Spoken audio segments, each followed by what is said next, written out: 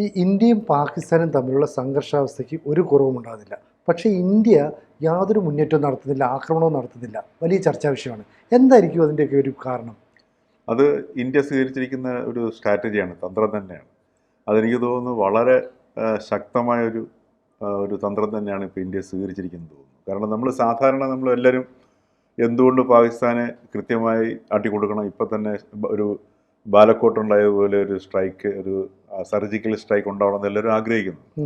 കാര്യം അത്രയ്ക്കൊരു ആഘാതം ഇന്ത്യക്ക് ഏറ്റവും സ്വാഭാവികമായിട്ടും മനുഷ്യൻ്റെ ഒരു ആങ്കർ ഉണ്ടാവുകയും തിരിച്ചടി എന്നുള്ളൊരു സ്ഥിരം നമ്മൾ എല്ലാവരുടെയും സാധാരണ ശരാശരി മനുഷ്യരുടെയൊക്കെ ഉള്ളിൽ തോന്നുന്നൊരു വൈകാരികതയാണ് അതിനെ നയിക്കുന്നത്.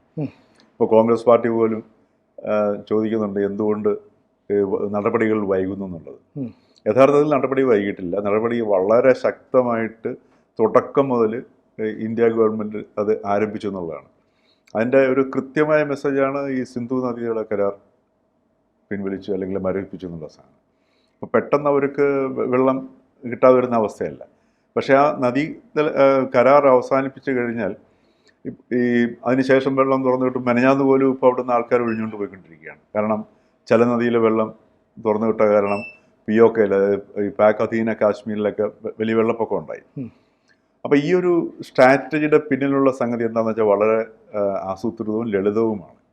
ഒന്നാമത് ബലൂചിസ്ഥാനിൽ ഏകദേശം പാകിസ്ഥാനിൽ നിന്ന് വിട്ടുപോകുന്ന ഒരവസ്ഥയിലേക്ക് ഉള്ളൊരു സംഘർഷത്തിലാണ്, അല്ലെങ്കിൽ ആ ഒരു ഈ വിഘടനവാദത്തിൻ്റെ ആ സമരമല്ല, അല്ലെങ്കിൽ ആ ഒരു പോരാട്ടം, ഏറ്റുമുട്ടൽ ആ രീതിയിലേക്ക് എത്തി നിൽക്കുകയാണ് ചെയ്യുന്നത്. അതെന്തുകൊണ്ടാണ് ഈ ബലൂചിസ്ഥാനിൽ അവർ വിട്ടുപോകാത്തതെന്ന് വെച്ച് കഴിഞ്ഞാൽ ബലൂജികൾ വളരെ കുറവാണ്, അംഗസംഖ്യ കുറവാണ്. അതല്ലെങ്കിൽ നേരത്തെ തന്നെ അത് സംഭവിക്കുമായിരുന്നു. പിന്നെ അതുപോലെ തന്നെ ഖൈബർ പഖ്തൂൺഖ്വായിലും അവിടെയും ഈ പ്രശ്നം നേരിടുന്നുണ്ട്. അപ്പോൾ ആഭ്യന്തരമായിട്ട് ഇപ്പം അവിടുത്തെ പട്ടാളക്കാരെ പോലും പാകിസ്ഥാൻ പട്ടാള സേനയ്ക്ക് രക്ഷിക്കാൻ പറ്റുന്നില്ല ഈ ബലൂജികളുടെ ആക്രമണത്തിൽ നിന്ന്. അപ്പോൾ അങ്ങനെ ഒരു സാഹചര്യം അവിടെ നിൽപ്പുണ്ട്. അതോടൊപ്പം തന്നെ ആഭ്യന്തര പ്രശ്നം, ഈ കഴിഞ്ഞ ഒരു 2-3 മാസം മുമ്പാണ് ഈ ഇമ്രാൻഖാനെ മോചിപ്പിക്കണമെന്ന് ആവശ്യപ്പെട്ടിട്ട് അദ്ദേഹത്തിൻ്റെ PTI പാകിസ്ഥാൻ ഈ തെഹ്രീക് ഇൻസാഫ് പാർട്ടിയുടെ പ്രവർത്തകർ ഇസ്ലാമാബാദ് മുഴുവൻ സ്തംഭിപ്പിച്ചു കളഞ്ഞ രീതിയിലേക്ക് കലാപത്തിന്, അത് ആഭ്യന്തര കലാപത്തിൻ്റെ ഒരു അവസ്ഥയിലേക്ക് പാകിസ്ഥാൻ എത്തിയെന്ന് അന്താരാഷ്ട്ര മാധ്യമങ്ങൾ വരെ പിന്നെ പറഞ്ഞൊരു സംഗതിയാണ്. അപ്പോൾ അങ്ങനെ ഒരു ആഭ്യന്തര കലാപം, ഒരു അന്തരീക്ഷം അവിടെ നിലനിൽക്കുന്നുണ്ട്. അതോടൊപ്പം തന്നെ ഈ ബലൂചിസ്ഥാനിൽ നിന്നും മറ്റ് ഖൈബർ പഖ്തൂൺഖ്വാ എന്നൊക്കെയുള്ള വിഘടനവാദ വിഷയങ്ങൾ നിൽക്കുന്നുണ്ട്. സാമ്പത്തികമായിട്ട് തകർന്ന് തരിപ്പണമായിട്ട്, അതായത് IMFൻ്റെ ബെയിൽ ഔട്ടിലാണ് ഇപ്പോഴും പാകിസ്ഥാൻ നിലനിൽക്കുന്നത്. അപ്പോൾ ഇത്ര ഒരു സാഹചര്യം നിലനിൽക്കുന്ന സമയത്താണ് പാകിസ്ഥാൻ്റെ 80% വെള്ളത്തിൻ്റെ ആവശ്യം നിറവേറ്റുന്ന ഈ സിന്ധു നദി, അല്ലെങ്കിൽ ഈ വെസ്റ്റേൺ റിവേഴ്സ്, നമ്മുടെ പടിഞ്ഞാറ് ഭാഗത്തുള്ള നദികളിൽ നിന്നുള്ള വെള്ളം അവർക്ക് ലഭ്യമാകുന്ന, അല്ലെങ്കിൽ സിന്ധു നദിയുടെ വെള്ളം ലഭ്യമാകുന്ന കരാറ് പിൻവലിച്ചിരിക്കുന്നത്. അതിൻ്റെ ആ ഒരു അനൗൺസ്മെൻറ്റ് തന്നെ ഇപ്പം ബിലാവൽ ഭൂട്ടോ അയാൾ 2ാമത്തെ തവണയാണ് അവിടുത്തെ പബ്ലിക് മീറ്റിങ്ങിൽ ആക്രോശിച്ച് പറഞ്ഞിരിക്കുകയാണ്. അതായത് ഇത് കരാറിൽ നിന്ന് പിൻവാങ്ങുകയാണെങ്കിൽ പകരം ഇന്ത്യൻ ജനതയുടെ രക്തം അതിലൂടെ ഒഴുകുന്ന പറയുന്നത്. അപ്പോൾ ഒന്ന് ആലോചിച്ച് നോക്കണം എത്രമാത്രം ആഘാതമാണ്. അവർക്കെതിരെ ഒരു യുദ്ധം തുടരുകയാണെങ്കിൽ ഞങ്ങൾ ഇന്ത്യയെ തകർക്കുമെന്ന് പോലും ആരും പറഞ്ഞിട്ടില്ല ഇതുവരെ. ശ്രദ്ധിച്ചിട്ടുണ്ടോ? ഇന്ത്യ ആക്രമിക്കുകയാണെങ്കിൽ ഞങ്ങൾ ഇന്ത്യയെ തകർത്ത് കളയും എന്നൊരൊറ്റ നേതാവ് പോലും പിന്നെ പാകിസ്ഥാനിൽ നിന്ന് ഇതുവരെ പറഞ്ഞിട്ടില്ല, തീവ്രവാദികൾ പോലും പറഞ്ഞിട്ടില്ല. പക്ഷേ ഈ സിന്ധു നദിയുടെ കരാർ നമ്മൾ പിൻവലിക്കുകയാണെങ്കിൽ ഇന്ത്യയിൽ രക്തപ്പുഴ ഒഴുകും എന്ന് പറയുന്നത് എന്ന് വെച്ചാൽ അവർക്ക് പിന്നെ മുമ്പോട്ട് വലിയ പ്രയാസമാകും. അവരുടെ പിന്നെ കാർഷിക ആവശ്യങ്ങളാണെങ്കിലും അവരുടെ കുടിവെള്ളമാണെങ്കിലും എല്ലാ രീതിയിലും പാകിസ്ഥാൻ ജനതയുടെ ജീവിതം തന്നെ വഴിമുട്ടുന്ന ഒരവസ്ഥയിലേക്ക് വരും. അതിൻ്റെ ഒരു ഭീതി ഇപ്പം തന്നെ പാകിസ്ഥാനിൽ ഉണ്ടായിട്ടുണ്ട്. അതോടൊപ്പം തന്നെ പാകിസ്ഥാൻ ആർമിക്കുള്ളിൽ ഈ പറഞ്ഞതുപോലെ അവരുടെ ആധുനികവൽക്കരണമൊക്കെ വളരെ പരിമിതമായി ഉണ്ടായിട്ടില്ലെന്ന് തന്നെ പറയാം. ഇപ്പം ചൈന കൊടുത്ത മിസൈൽ വെച്ചിട്ടാണ് ഈ അഭ്യാസം കാണിക്കുന്നത്. അപ്പോൾ ഇതുകൊണ്ട് പാകിസ്ഥാൻ സേനയ്ക്കുള്ളിൽ നിന്ന് തന്നെ ഒരുപാട് ഈ അപസ്വരങ്ങൾ വരുത്തുന്നുണ്ട്. കാരണം ഞങ്ങളെ വെറുതെ കൊണ്ട് ജീവൻ ബലി കഴിപ്പിക്കരുതെന്നും പറഞ്ഞിട്ട്, യുദ്ധത്തിന് പോകരുതെന്നും പറഞ്ഞിട്ട് കരഞ്ഞുകൊണ്ടിരിക്കുന്ന വീഡിയോ ഒക്കെ പുറത്തേക്ക് വരുന്നുണ്ട്. അത് എത്രമാത്രം ശരിയാണെന്ന് നമുക്കറിയില്ല. പക്ഷെ അതൊരു ഫാക്റ്റാണ്. പാകിസ്ഥാൻ സേനയ്ക്കുള്ളിൽ നിന്ന്, കാരണം അവർക്ക് ബലൂചിസ്ഥാനിൽ ഇപ്പോൾ ഈ കഴിഞ്ഞ ഒരു 1.5 മാസത്തിനിടയ്ക്കുള്ളിൽ എത്ര പട്ടാളക്കാരാണ് നഷ്ടപ്പെട്ടത് അല്ലേ? അപ്പോൾ സ്വന്തം പട്ടാളക്കാരെ സ്വന്തം രാജ്യത്ത് പോലും രക്ഷിക്കാൻ കഴിയാത്ത ഒരു സാഹചര്യത്തിലാണെന്ന് പാകിസ്ഥാൻ നിൽക്കുന്നത്. അപ്പോൾ ഈ രീതിയിൽ ഈ പാകിസ്ഥാൻ ഓക്കുപ്പൈഡ് കാശ്മീരിലും അതേപോലെ ഈ ഇന്ത്യയോട് ചേർന്ന് നിൽക്കുന്ന പ്രദേശങ്ങളിലൊക്കെ തന്നെ ഇപ്പം തന്നെ ആ ഭീതി വളരെ വർദ്ധിതമായ രീതിയിലുണ്ടായിട്ടുണ്ട്. അതോടൊപ്പം തന്നെ പല പിന്നെ ഈ പ്രവിശ്യകളിലും ആവശ്യത്തിന് മരുന്നില്ലാത്ത അവസ്ഥയുണ്ട്. വിദ്യാർത്ഥികൾക്ക് ആവശ്യത്തിന് പഠിക്കാനുള്ള അവസരം ഇല്ലാതാകുന്നുണ്ട്. സമ്പന്നരായ ആൾക്കാരെല്ലാം ലണ്ടനിലും വിദേശത്തും പോയിട്ട് പഠിക്കുന്ന സാധനം. അപ്പോൾ ഇങ്ങനെയുള്ള ഒരു ആഭ്യന്തരമായ ഒരു വല്ലാത്ത ഒരു സാഹചര്യത്തിലൂടെ കടന്നു പോയിക്കൊണ്ടിരിക്കുകയാണ് പാകിസ്ഥാൻ. അപ്പോൾ അതിനിടയ്ക്കാണ് ഈ വിഷയം ഉണ്ടായിരിക്കുന്നത്. അപ്പം അവർക്കിപ്പം നമുക്ക് മാത്രമല്ല, ഇപ്പം ഇന്ത്യ ചെയ്തിരിക്കുന്ന ഏറ്റവും വലിയൊരു നടപടി എന്ന് പറയുന്നത് പാകിസ്ഥാനെ വിറപ്പിച്ച് നിർത്തുക എന്നുള്ളതാണ്. അവർ ഈ കഴിഞ്ഞ ഈ 8-9 ദിവസമായിട്ട് ഇന്ത്യ പാക് അതിർത്തിയിൽ പാകിസ്ഥാനിനുള്ളിൽ അവരുടെ പട്ടാളത്തെ പല സ്ഥലങ്ങളിലേക്ക് ഇങ്ങനെ വിന്യസിച്ചുകൊണ്ടിരിക്കുകയാണെന്ന് പറയുന്നത്. അതുപോലെ തന്നെ പിന്നെ ഈ POKയിൽ നിന്ന്, അതായത് പാകിസ്ഥാൻ ഓക്കുപ്പൈഡ് കാശ്മീരിൽ നിന്നുള്ള ആൾക്കാരെയും അതേപോലെ ടെററിസ്റ്റ് താവളങ്ങളെല്ലാം അവിടെ നിന്ന് മാറ്റിക്കഴിഞ്ഞു. ഈ ഇന്ത്യയുടെ സ്ട്രാറ്റജി എന്തായിരിക്കും എന്നറിയാൻ പറ്റാത്തത് കാരണം ഈ സൈനിക വിന്യാസങ്ങൾ ഇങ്ങനെ മാറ്റിക്കൊണ്ടിരിക്കുന്നു. ഈ പാകിസ്ഥാന്റെ ഇന്റലിജൻസ് നൽകിയ വിവരം അനുസരിച്ച് 24 മുതൽ 36 മണിക്കൂറിനുള്ളിൽ ഇന്ത്യ അവരെ ആക്രമിക്കുന്ന, പക്ഷെ 36 മണിക്കൂർ കഴിഞ്ഞിട്ട് നമ്മൾ ആക്രമിക്കുന്നില്ല. അപ്പൊ അതുകൊണ്ട് അവർക്ക് പേടി, ഇതെന്താ ചെയ്യാത്തതെന്ന്. കാരണം നമ്മുടെ കരസേനയും വ്യോമസേനയും നാവികസേനയും തയ്യാറാണ്. മാത്രമല്ല അവരുടെ ലോഞ്ച് പാടുകൾ ഈ ടെററിസ്റ്റുകൾക്ക് അവിടെ നിന്ന് ഇപ്പൊ ആളുകളെ മാറ്റി, തീവ്രവാദികൾ ഉൾപ്പെടെ മാറ്റിയാണ്. കാരണം നമ്മൾ അങ്ങോട്ടേക്ക് വ്യോമാക്രമണം നടത്തും. ഈ ഇസ്രായേലിലോ അല്ല ഈ പറയുന്ന ഇസ്ലാമാബാദിലോ റാവൽപിണ്ടിയിലേക്കോ നമ്മൾ ആക്രമണം നടത്തിയാൽ അവരുടെ നട്ടല് തന്നെ തകരും. അപ്പൊ നമ്മൾ എന്താ ഇത് ചെയ്യാത്ത എന്നുള്ള ടെൻഷനാണ്. അപ്പം ആക്രമിക്കാത്തതാണ്. അതാണ് ഒരു സ്ട്രാറ്റജി. ഇപ്പം ഇന്ത്യയുടെ നടപടി എന്ന് പറഞ്ഞാൽ അതാണ്.